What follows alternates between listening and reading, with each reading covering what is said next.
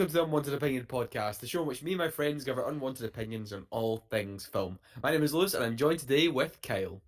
Hello. Hello, hello, how you doing? Good. I was just thinking, me and Goodfather are like that guy from Quantum Leap.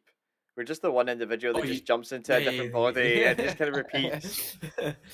Are we ever here I at the know you same guys. time? Who knows? I know, very, very rarely actually, very rarely. I Yes, know. Gonzalo is away this week's, and Kyle is Mhm. back, so all is well. I know. But Kyle, I before we just get started yeah. in today's episode, right? I want to give you a quick minute to talk about the biggest box office hit of the year, and that's Joker 2. You Oh saw yeah, it cause I did a double just there. You bill. saw it. Yeah. You did a double bill. You saw it the weekend.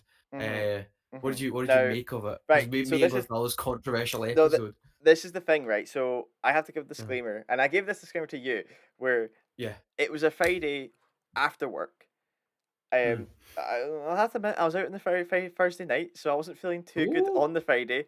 that's funny. Um, He's going I was wild it, when he's it on was a the very show. stressful arriving to said venue. I won't say because, as you know, Yes. Liz, that car park can be a Mm. bit of a pain. Yes, I absolutely. saw Transformers 1 first, and I was like, yeah, this is quite Hmm. fun. I was like, mate, that film surprised me. And then yeah, Yeah. Joker fully the blue. Yeah. I am fine with the story. Like that Okay. doesn't bother me at all. The pacing and the music things were more Oh, of an issue interesting. You for didn't me. like the music numbers. No, I didn't like. I liked some of them. There was like one where Arthur Fleck singing in the prison by himself, and it's kind of like Yeah. "I'm not the Joker" kind of vibe. And I was like, I Yeah. really liked it. I Yeah. What annoys me was I was like, right, okay, so we're just using Gaga here for these imagination sequences, Mm. and it's just his self conscious. I really like the idea of the story and the fact that it is kind of Todd Phillips going, see this film, it's not Yeah. actually as good as you Yeah. think, because Uh-huh. he's not a great guy. No. But yeah, for me, I like I said, this could be influenced by the fact that I was probably quite tired by this point, and I felt that it was quite long, Mm. and it dragged out some points. I found the courtroom stuff really great. Um, I was I was sitting there and I was like, I was like, I'm pretty sure because I was like in my head, I know there's an explosion in the courtroom, and Oh, in my because of the head, trailer. and I was like, if that's how Harvey Dent, I was like, It gets. it's like I was like, that's a point down, and I was like, Yeah. if they focus on him for a second, it's a point, and it was. I'm like, oh right, okay. I was like, yeah, Yeah, that's yeah, yeah, fine. no, no. I was like, I'll let that I pass. barely could have. I I know, but literally it just clicked almost in my slipped me head, by man. that. I was like, I oh was like, shit, yeah, every Harvey time I Dent's got see his. Harvey Dent, I'm just like, right, how's this Uh, happening? Because I know it happened. the weird, Nobody can have the had, weirdest, yeah.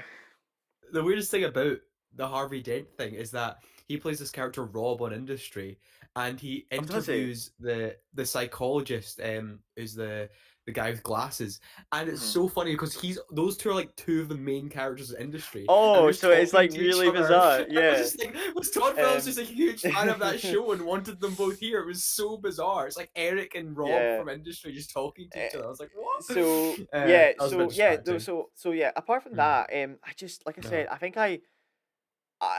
it needs a rewatch in my head because I jumped mm. between a 5 and a 6 on this because I didn't hate Uh, it, I didn't love it. yeah. I don't think it Fair enough. deserves the hate that it gets. Yeah. But I'm also Mm. extremely impressed Warner Brothers was allowed Todd Phillips to make this film, or Yeah, I don't because he know. just I don't didn't. He know if didn't it tell got. anyone what he I was don't making. think it was Yeah. because there was the passing of the flag because obviously the CEOs changed with James Gunn and the other guy Peter Savern Yeah. coming in to be thing. I think they just went, yeah, go ahead, we don't care. Like it won't Yeah. affect Yeah. us. Yeah. Um, Yeah. but yeah, I actually my read main a. thing. Mm-hmm. What are you saying? I was gonna say he kind of James Gunn asked about it, and Todd Phillips just went with respect, like this isn't like a DC film; it's a Warner Brothers film. And I think that's fair enough because it's like It is. this has Yeah. nothing to do with the bigger DC universe stuff. But Mm-hmm. then also at the same time, Warner Brothers producers were asking to see it, and he was just shutting basically everyone out of Mm-hmm. the room. So The from whole James Gunn to test. David Yeah. Zaslav, no one got to see Like it, the whole which is test hilarious. not letting it be screen Yeah, test screening is a yeah, big shock because like Marvel let the test screen and we always know that those are negative test screens and yeah, Marvel yeah. do work to it. Yeah. um I mean, we I just also the think ballerina is got like 3 months yeah, of reshoot yeah, and after test screens of that, that's getting the interesting. I original mean, director and I to like that do it. trailer for the ballerina. I think it showed a lot, but I Mm. like the trailer. But yeah, Yeah, so yeah, that'll did be you talk? interesting. I mean, it's been Can I talk spoilers? Did you break spoilers on it We of did a the spoiler episode? section. Me and Yeah, Gonzalo well, did the I mean, spoiler it's been a while. section. I Yeah. can. It's been a Also, while. if no one's seeing it, so he Yeah, can. that's true. Well, yeah, I can talk about the ending real quick. For me, I was fine with the death of Arthur Fleck Uh, because I found him rejecting the Joker more powerful, yeah, um, I agree. than him needing to die. I Yeah. get it. I got the idea that this kid or this kind of whoever he was like, you're not living Uh, up to this idea, and I completely uh, agree with that because I'm like, if you look at the first Joker film, it does the best description, probably one of the best uh, descriptions of Gotham being a slum, right? That yeah. along with Batman Begins does a really good description, Mm. and then Christopher Nolan doesn't give a shit about the Gotham Yeah, aesthetic he does it. master. Yeah. Uh, Although that they call Gotham New York in this film. Me and Gonzalo caught that out. The oh court when did they read they? out the verdict, they call it New York, and I was like, Oh.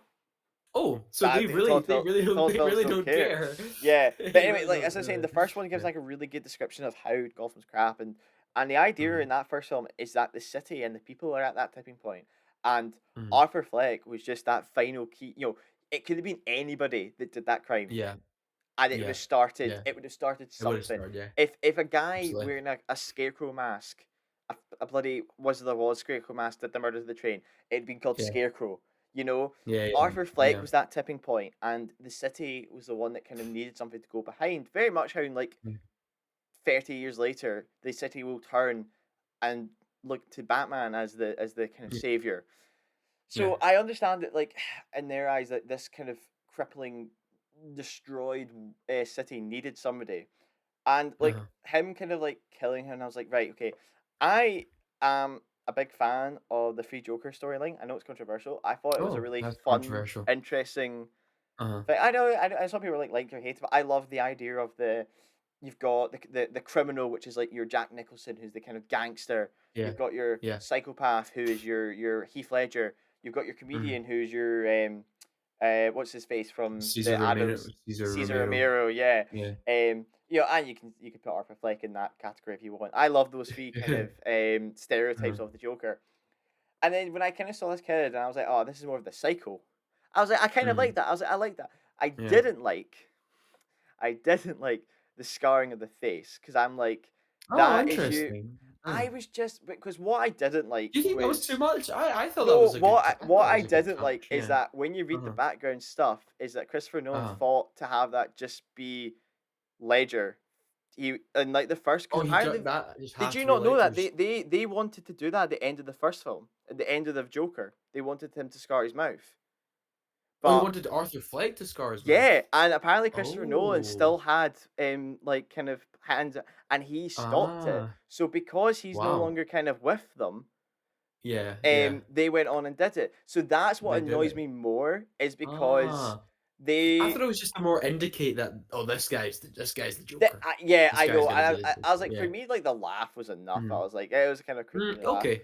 Like I the get that. scarring, I wasn't too bothered by, but when I was like tweeting it, and I was like, yeah, Christopher Nolan fought to not have that in the first film because Mm. he was like, and I get it, and I do feel like that was very much Heath's Joker, and the best thing about his Joker with the scars is that you never knew how he got them because he kept changing the Yeah. story, and I That's true. love Yeah. that mystery, and that was something unique. Uh-huh. So to have it just Yeah. kind of like, I mean, that's a really shit Well, story. That like, that's not Heath Ledger's Joker. no, I That's know not. it's not Heath. I know it's Yeah. not Heath Yeah. Ledger's Joker. Sorry, I'm not. Yeah. I Yeah. know it's not. I'm not saying it is, Uh-huh. but I like that Just being specific to him. characteristic Yeah. is Okay. being specific to him, and it annoys me that Mm. they waited until Christopher Nolan, who obviously had a very strong Yeah. connection with the Heath Ledger family, keeping his spirit Yeah. alive, who was like, "No, Yeah. here, I want this to be special," and they went, "Yep, okay, we'll do that," and that's why I think they did the blood to make the smile at the end of Yeah. the Joker film. Yeah. I think that's what Yeah. they changed it for, and Mm. then in this one they went, "Nah, fuck you, we're doing this." Yeah. And Yeah. I was a bit like, ah, right, okay, Okay. that's a bit dickish, but okay. That's Yeah, anyway, fair. for me, it's a 5 or 6. I've gone back and forth with Okay. that. In a few years, I will rewatch it, and I'll probably see it in a kind of better light. I Mhm. really like that wee animated thing at the start. So many people Oh, were that's confused great. in my cinema, Really, and really, I think I I love think that that did stuff. a really good job of explaining the film. Oh yeah, it's a And great like the summation first of the first in the film first and two what this one's minutes. going into and Like, all that's yeah, about. Yeah, exactly. yeah, But yeah, exactly. also Transformers One, surprisingly fun. That guy on Twitter, he's right, Surprisingly by good. the way.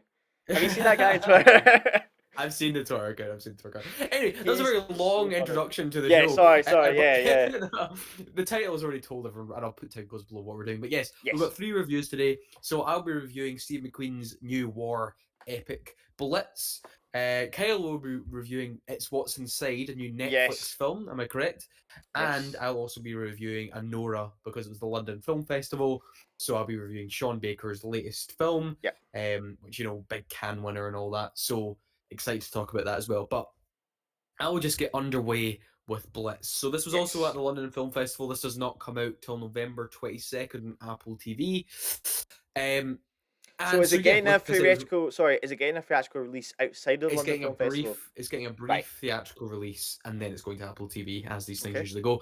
And yeah, it was written directed by Steve McQueen, who's most famous for films like Hunger, Shame, 12 Years a Slave, Widows. I think was his last feature film 6 years ago now. Did we see that? Um, we Is saw that Widows together. yeah. Yeah, that was him. Yeah, I Was it liked great? Widows. Oh, Widows was cool. good. Widows was great, Widows actually. I liked Widows Widows. was good. Uh, Yeah. yeah, Widows was good. And yet it stars Saoirse Ronan, Harris Dickinson, as well as I'm trying to get the young star's name. He was great. Elliot Heffernan, who plays George, who's the main character of this film. So like the title suggests, this is set in London during the 1940s Mhm. Blitz, obviously World War II, when the Germans were bombing, cities which had docks and were known for shipbuilding. Also like Yeah. Glasgow, very famously, was blitzed as well. Um, and so during that time, as was with every other family, kids had to be sent away up to the country, away from these sort of cities that were getting bombed. And this tells the story of George and his mother Rita, who's Saoirse Ronan, and Yeah. kind of him being sent off away, who then falls out with his mother and is really upset with her for sending him away, and they're sort of kind of the only connection that they have with each other, as well as their granddad Gerald. And when he's on the train away, though, he escapes and heads back to the city. And of course that leads to the police come and tell Rita that, oh my, your son's missing, and then obviously it's about sort of this reconnection. And sort of in between that, you kind of get all the like hijinks and adventures that George goes on, and all these weird people he meets in the city trying to find his way back home. So that's Mm. really, it's a very, very simple story, very basic. Yeah. Um, and yeah, I have to say this. I texted this to you guys after I came out that screening. This is just easily Yeah. Steve McQueen's worst film. I was very, very disappointed in this, actually. I thought the trailers looked good. I was kind of excited to see, like, just like in the midst of London during the Blitz and all the chaos and everything that goes on, because the trailer does a bit of, I think, misleading of kind of the Yeah. spectacle you get here. There's not much of it. But I just found the whole thing really kind of dated. Like, this is a film from like this could have been made 40, 50 years ago, and not in like a Really? cool retro way or like really stylistically, just in like I feel like anyone The could have made this. Like, I mm. really feel like Steve McQueen, his involvement, like his storytelling, his style, like his sort of like really deep and dark character analysis he's had in so many of his films. None of that was there, and this is where I kind of get to the issue. It's like, well, Lewis, it's a PG-13 or 12A here. It's kind of meant to be for more of a wider audience. I don't know about that, right? Because I think the film is kind of misguided. I think the film doesn't know whether it wants to be like a U certificate or PG certificate film, where Right. it has like a bit more lightheartedness to it, and the kids go on all these adventures. You meet all these wacky characters like Stephen Graham in this terrible wig with this woman who feel like I said they were like feel like Roald Dahl villains, who Oh, like we don't love feel Stephen like the Graham. real. Yeah, I Yeah. love Stephen Graham, but You I'm love sorry, I him. have no idea. The costume department, and it was just it's such a weird mix of things. This film, and that's what I mean. It's like you could have had the family stuff with a bit of the sincerity and a bit of kind of the cheesiness, and it has a very much kind of like, oh, the good side of Britain, and look how good we are, and when the Yeah. British spirit comes together and all that stuff. I'm like, okay, that could have been like a good family film, but at the same time, it tries to have like these elements where it's trying to like dissect, like talk about racism, Right. and then it has this is the scene that really got to me, because I was like, I don't really know what this is. You know, is it trying to be more gritty? Is it trying to be more family friendly? And then there's this bit where everyone goes to the underground subway to obviously get shelter from the bombings, and it's all crowded in there. And George is kind of stuck between the train tracks, and the camera just pans to the left of this couple having sex in the midst of like hundreds of people Okay. surrounding them. And it's Right. obviously like quite dirty and nasty because it's like, you know, there's Mhm. hundreds of people there, and it's an underground subway in London during a bombing. And I was Yeah. like, that's the point of the film. I was like, right, who is this What are for? we Like, do? Yeah. what is the audience here? Like, what is going on? You're not going for the dark and grittiness. You're not going for the over the top kiddiness, I don't know, like Wonka last year. I mean, that may be a bit too much considering the subject matter, but or even like Goodnight, Mr. Thomas. You ever see that film or read that book?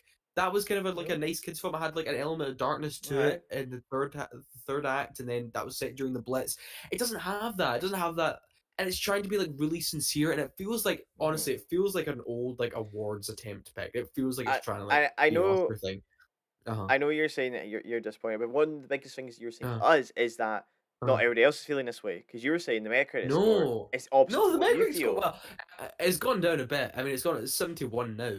Mhm. But I was surprised at how positive some of the reviews were because I really thought this was just, it's just misguided, and it feels Yeah. like it's just a bit over the place, and it just like, and like this is the problem as well when I'm talking about these issues of race, Yeah. because you have these moments where because George is a mixed race child, and they have flashbacks with his mother and his dad meeting, and he also meets another a black police officer or a military officer Mhm. named Ife, and I the problem is with it, right, is because you obviously meet these people in London who are going to be racist because these guys are black or mixed Yeah. race, and but the rate and then issues was with it, right, and this is like Steve McQueen's obviously he's a black filmmaker, and he Mhm. made these really astute short films for I think BBC and Amazon. I think it was BBC here, but I think Amazon wider called Amazon. Small Yeah. Acts, which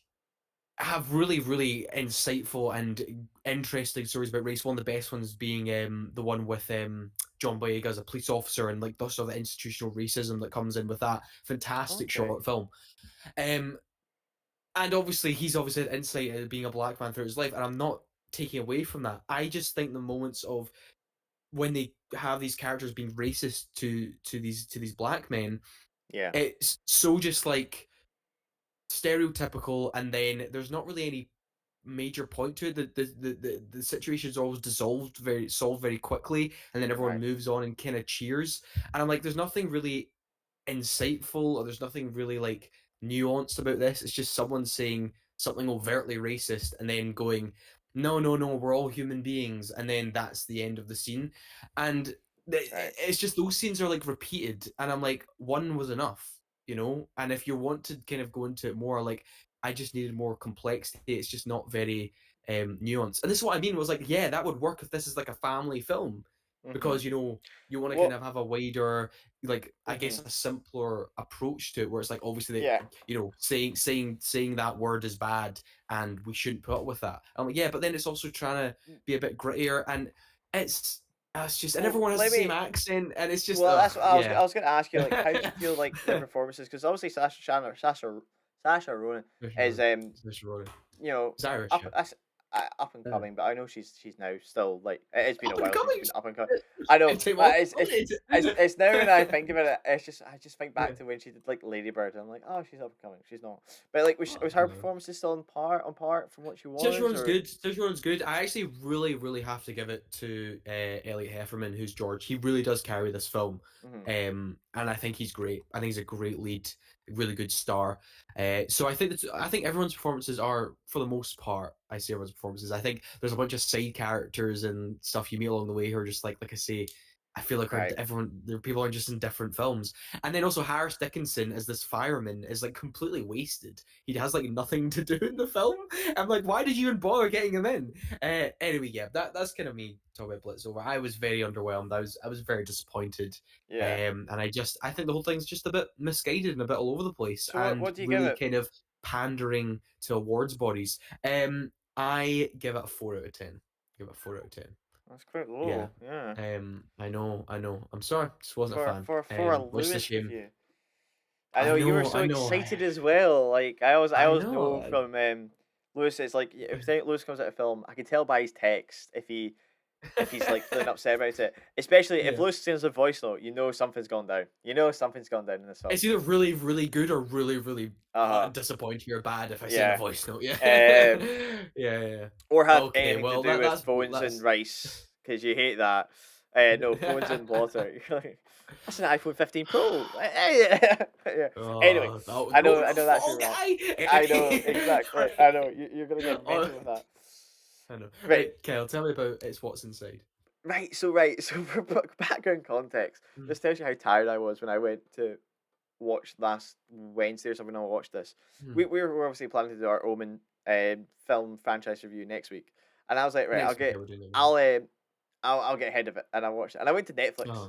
and as I say, when I went to Netflix, I was like, ah, these are all Disney. Uh-huh. I was like, I'm too tired. Oh, yeah, yeah, I yeah, was literally, yeah. Yeah.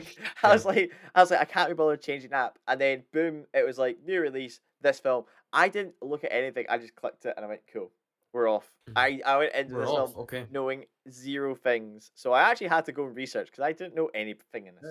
Yeah. So It's What's Inside is a Netflix original film directed by Greg Jarden, and Uh-huh. it is a comedy horror kind of mix of some sci-fi elements. Spooky Um, season.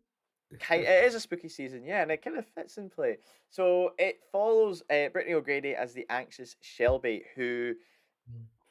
is in a long-term relationship with her boyfriend Cyrus, who is quite distant in the relationship. Nothing's really working, and the two of them are going to go meet some old university friends at their friends Ruben's a parents' mansion, but he inherited it and everything. And it basically Okay.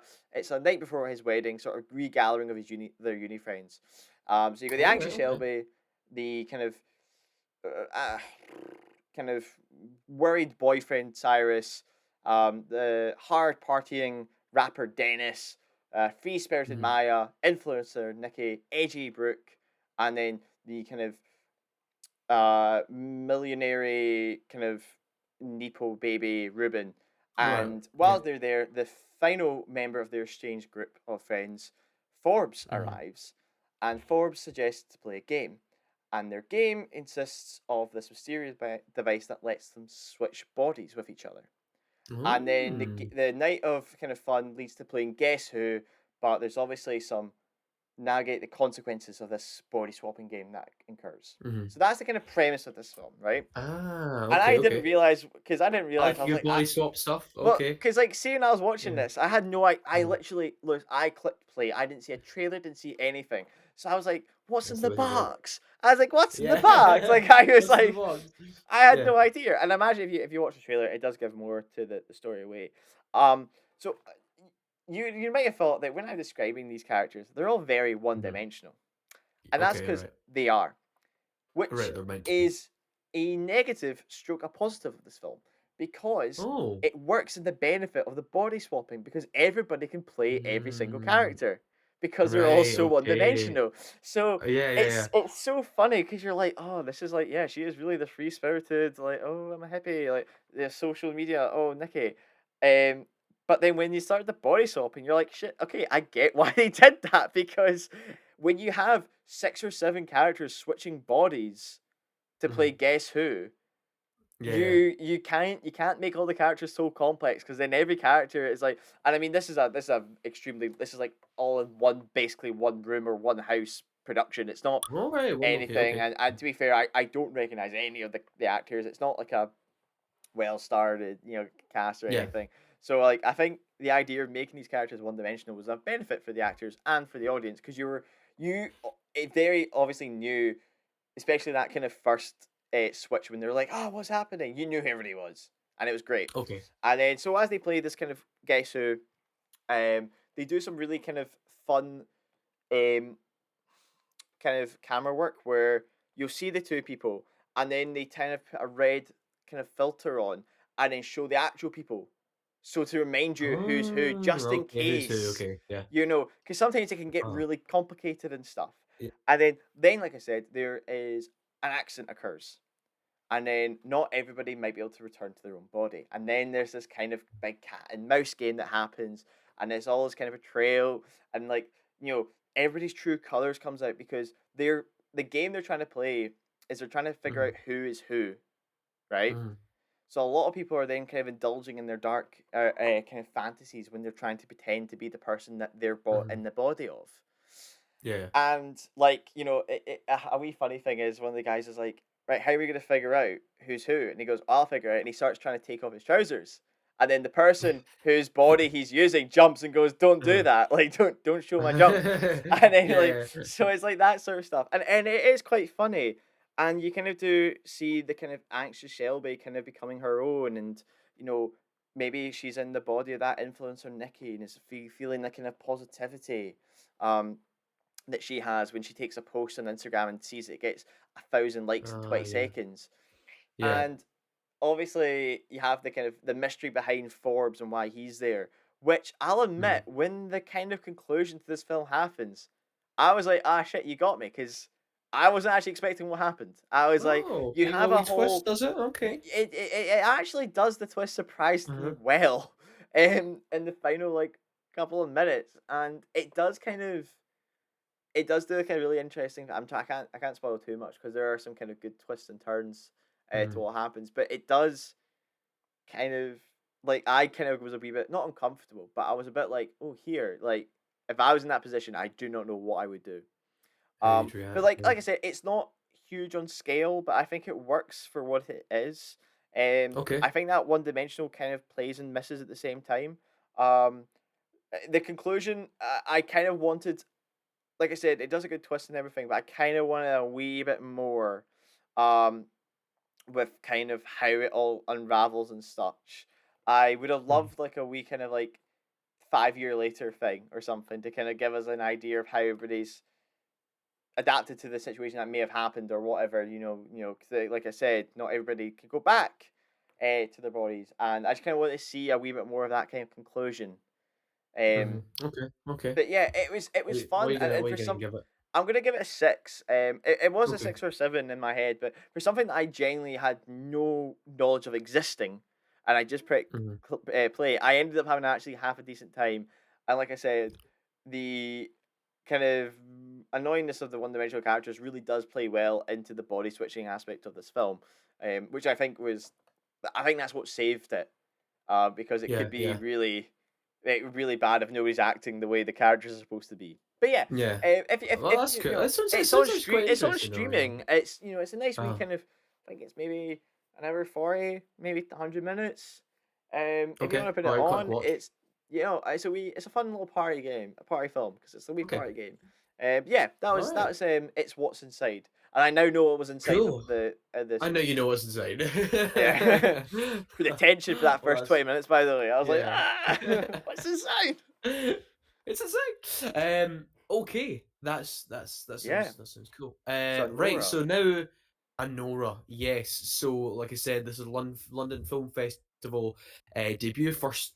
Right. Actually, before I actually want to talk about this, right, Kyle, this was insane. When I went to see this at the GFT, right, Mhm. there were bouncers in the screening, right. I'm I talking. mean, I was there. I was supposed to go with Uh, you, but I ended up yeah, you couldn't, right? double booking, I and couldn't you get were anyone yeah. to I couldn't Oh, get anyone to so replace your sorry. tickets. I had to go by myself. You Sold had a out spare screening all seat. by myself. Yeah, I did have a spare seat next to me actually for my jacket. And so because the GFT, which is a small scale cinema, and everyone's a film nerd there, Yeah, right? You it's and there's no allocated seating, so you have to go if you want a good. You have to go early if you want a good seat, I and know I you were hate that, texting me. You right? were like, "Here, we need to leave now," and I was like, I I hate can't that. come. You can't go. Yeah. And so I was there like 10 minutes before the advert started, and these Mhm. bouncers are cutting about. These guys in suits, and all over the room patrolling it. And I was just on my phone. I was just like on Safari or was just like reading something. And he's like, "Oh, can you turn off your phone, please?" And I was like taken aback. I was like, "What?" I was like, and I wasn't expecting. Oh, is like this gonna like immediately start like when Yeah. when the lights go off? And he's like no, and I was like, or I was like, right, what? And he's just like, it's for like piracy reasons. Like this is a premiere, you can't have your phone here.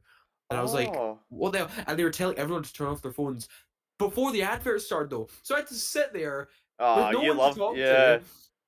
for 10 minutes, just did Sorry. nothing, not anything on me, and then just had to sit and watch Vodafone adverts and shit. And I was like, it's like this thing is premiered. This thing premiered in May. Like, why are you like going That's around like insane. telling everyone not to Yeah. pirate? It was actually, I was raging about it because I was like, it was also like everyone here is a film fan. No one's gonna pirate this shit. Like we Yeah. all paid to see this stuff early. Anyway, that was an annoying little anecdote about this. But anyway, yes, Anorra, like I said, it premiered actually at the Cannes Film Festival way back in May and won the prestigious Palme d'Or.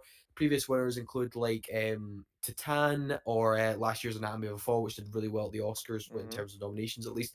I think it won for screenplay. Also Triangle of Sadness the year before that, which also got a Best Picture That was a nomination. So mad film. there's Yeah. there's a lot of patterns. If you win the Palme d'Or, you're most likely going to get a Best Picture nomination. This was written directed by Sean Baker, who did most famously probably the Florida Project, which is like an absolute Was that? masterpiece of a film. Was that That's in one Willem Dafoe? Willem Dafoe, which Yeah. that should have been what he won his Oscar for because he's so phenomenal in that film. That's a really brilliant, really tragic film. The Florida Project, as well as Red Rocket, as well, which is like another kind of You that was loved kind of Red more. Rocket. Red Rocket was great. A really kind of Yeah. dark comedy which dissects poverty in America and also kind of has another tragic element to it. There's a theme here, and that's kind of like Sean Baker. He's also did Tangerine as well in 2015, and that's kind of his theme. He likes to look into like impoverished people in America, as Mhm. well as like the idea of the American dream, this constant chase for it. Is it still alive? Is it still possible? And that's kind of a big thing in his work. So now we are here with Anorra, which Right. stars Millie Madison and Mickey Madison, I should say. She's quite famous. She was in Scream 5. Yeah, Is she was in. you know her from that? Yeah, I know her from That's probably Scream the most. 5, sadly. And I like feel I her, should. I'm sorry I know her from Scream 5, but I do. yeah. Tier 5, she's also like in Once Upon a Time in Hollywood, and she's done plenty of other work. I mean, those are just the ones So off the she top of is. my head She I was can one of think the of. Manson kids. One of the Manson kids in Mate, that those film, yeah, Manson yeah, kids this year. Bloody yeah. substance. Insane. Like they're all stars. They're Ah, all big stars now. Austin Butler, Sydney Yeah, Sweeney. Austin Butler, Sidney Sweeney, Margaret Qualley. Yeah, well, she wasn't Oh really my in the film. god. Oh, she was good. She was actually. Anyway, sorry, we're getting sidetracked. Sorry, So yeah. yes, it stars Mickey Madison, as Anorra, as well as the likes of this big debut for this guy, Mark Edelstein, who plays Ivan in the film. Mhm. And there's a bunch of kind of other like very kind of no name stars. He always kind of Yeah. gets like people for the parts. Doesn't really get many famous people Sean Baker Yeah, does Willem film. Dafoe. Anyway, He's really unknown. well, well, except Willem Dafoe. But yeah, That so Anorra unknown actor. is a stripper and young sex worker in Brooklyn. And the film actually opens with this really humorous like remix of Greatest Day by Take That. It was like this thing opened and everyone just started laughing because obviously it's we're in Scotland and everyone knows Take That, and it was like, what the Yeah. hell? Why is that the song you open with? It was very funny. And just like showing the club, showing all these women, and just kind of showing Anora's like average night, how she gets customers, how she gets money. Mhm. And then from there, one night, the Ivan comes in and she's told, "Oh, we need someone. He wants someone who speaks Russian," which Honora does with a very terrible accent, but she understands that she can speak Russian. So from there, Ivan's very attracted to Honora and kind of wants to like keep seeing her and obviously pay her for sex. And so invites her around to his As big you do. mansion, as you do, of course, and sort of keeps paying her. And then obviously these like excursions going for a lot longer, more than just days or nights. Like these, oh, I want you to be my girlfriend for a week, and so on and so forth. And then from that, they spontaneously actually kind of fall in love with each other and then get married. However, Ivan is a young man of only 21 years old who's Oh. living in his parents' house. Like his Russian parents are like billionaires, right? Like And obviously oligarchs when his sort of like style. oligarchs, yes, exactly, this sort Oligarchs, of thing. yeah. And when they hear about this in Russia, they are not best pleased with his decision, and sort of a group of people come round to try and solve this problem as they sort of consider it being. Right. So that is kind of the setup for Nora, which is very funny. It was a very very funny film. Sean Baker's films, even the dark ones, have really good elements of humor. Like I said, Red Rocket's a really good dark comedy. This as well kind of has like a tragic comedy to it. Some scenes are very funny. The scene in which Toros shows up is all I need to say, and Toros's reaction. He plays this sort of like kind of watcher or like kind of a guardian of Ivan while in America, and his Right, right. reaction to the incident is genuinely hilarious. Everyone is laughing so much at it. It is a very very funny film, but like I say, it is one in which, unlike the Florida Project or kind of Red Rocket, where I think you can kind of the whole setup is kind of tragic. Like the whole Yeah. the environment we're in is very sad and like very has a very clear social commentary, and it's all just it makes you it's very clear like how Yeah. depressing or like how unfortunate these characters' lives are, which is the lives of millions of people in America, which is very very tragic. This one kind of has a bit more element of hope to it, and kind of has that like American dream, oh, is it coming reality sort of thing. But kind of as the film goes on, even though it's still quite funny, Mhm. there is this element of things are slowly getting more serious, and this sort of delusion Right. is perhaps coming to an end and things are getting sadder. Um Mickey Madison's performance is absolutely stellar. I think she was definitely nominated for Best Actress at Cannes Film Festival. I'm pretty sure she's a front runner for Best Actress this year. Already before the Oscar nomination, still months away, but I know, but I still I think she'll absolutely be there in contention. She's really funny, and I think she really carries this sense of kind of fragile, like what do you call it? Well, you're like you're putting up a front, I guess. Like Yeah. she has this sort of like front, which you can kind of start to see the cracks of as the film goes on, and that's obviously kind of from her like experience as a sex worker. Obviously, the clientele she would have experienced in her Yeah. time as a sex worker in the strip club, she would have had a very tough life, and I really, really found her just her. I think her comedic timing is absolutely brilliant. Her accent, her whole dynamic with Ivan. I also have to give credit to Mark Edelstein as Ivan, who's this kind of newcomer as well, because their chemistry and their romance is, you really buy into it. Like even though he's paying for her, like you Yeah. do buy into it, and you do get a sense of sincerity. And as it go on, you're like, oh, I'm actually believing in this romance. And it really comes down to their chemistry and kind of how just different their lives are, and yet that opposites attract thing kind of works. Yeah, I think classic. it's really solid. Yeah, but it's not. I don't think it's perfect. I do think it certainly comes in at 2 hours 20 minutes. I do think there's some certain scenes that Ooh. go on a bit too long. Um, if that was really my only gripe, I think there's definitely a scene with the Toros character coming into play, and his like two like bodyguards he has with him. Yeah. You know the scene I'm talking about when you see the film. That scene starts off very funny. And although it goes on and you do get some laughs as it goes on, you can kind of feel like we're kind of like stretching this out when you could probably trim it a bit. Excuse Yeah. me, you could probably trim it a bit. But yeah, I mean, I think it's just another hit from Sean Baker. I think he's just everything he makes now. I'm like, I just need to see it. I think he's so good. I think he's such a talented filmmaker. Such always has a point to his films. Always has meaning to his films. Always his lead actors, as supporting actors, he gets like people who aren't famous. I know you said and Willem Dafoe is famous. And like I said, he should have won an Oscar for that. But like his characters feel real and raw, even when they're doing something What? silly or He's funny. famous, Like Lewis. What are you talking about? like Sean Baker's films are like very realistic. He films them in a very like style of realism, but Yeah.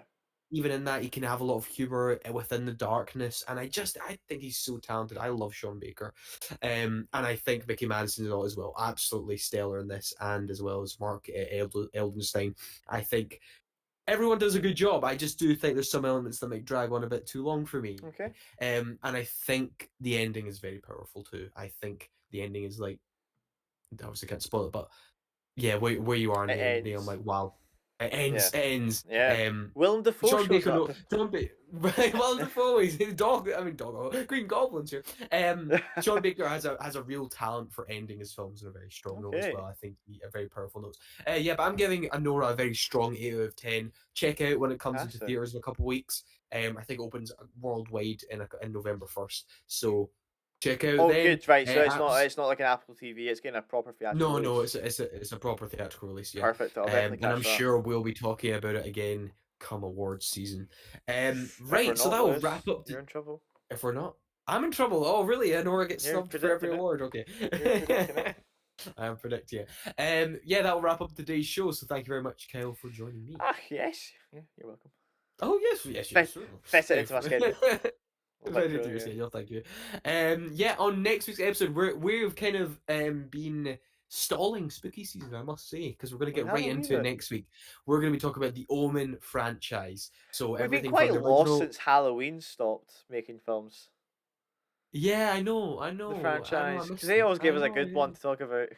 Yeah, yeah, we always had fun with Halloween, didn't we? Even when it Yeah. was terrible. Well. But yeah, we're going to talk about the Omen franchise all the way from the original in 1978. Am I correct in saying 76 or 78? 76. It was before Superman, so I think it's earlier than that. There you go. I think it was 76 then, because I think Superman was 78. 76. Anyway, Yep. oh, 76. There we go. All the way from 76, all the way to the first Omen, which came out this year. So we'll be talking about the Omen franchise. So join Not us the first for Omen. The that. first Omen. Both first Omens, we'll talk about them. But look, we just gave our opinions on It's What's Inside, Blitz, oh, Joker, Folie, Deux, Kyle's Cut, Yeah. and Yeah. Anorra. But at the end of the day, those were our unwanted opinions. Thank you very much.